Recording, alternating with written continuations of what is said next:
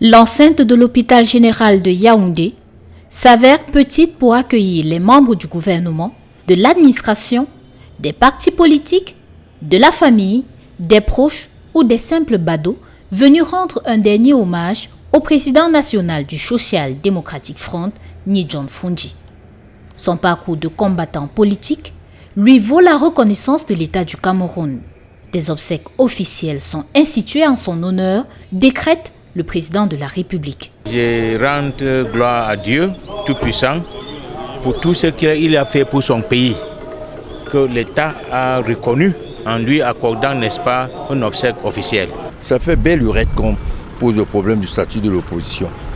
Aujourd'hui, par défaut, on a donné à titre posthume un statut à Fundji.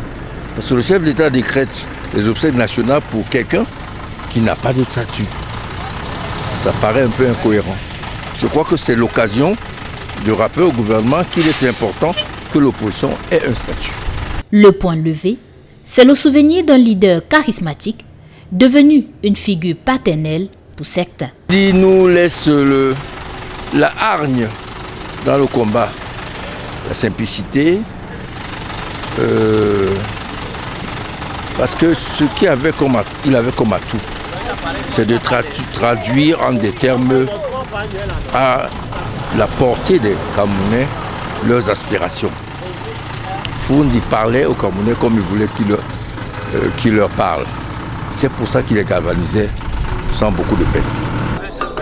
Une grande tristesse, une très grande tristesse, étant donné que le chairman qui était bien aimé, qui était non seulement le président national, le chairman de SDF, mais il était comme mon père.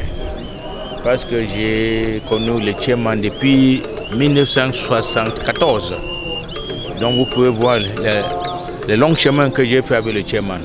Après la levée de corps à 16h à l'hôpital général de Yaoundé, la suite, c'est au palais des sports de Yaoundé pour un recueillement et un hommage populaire. Le départ du cortège funèbre pour le nord-ouest, c'est ce 28 juillet à 4h du matin avec des arrêts à Bafoussam, Bouda et Bamenda.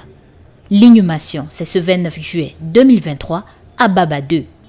En rappel, le président du STF est décédé le 12 juin dernier à Yaoundé des suites de maladies à l'âge de 82 ans.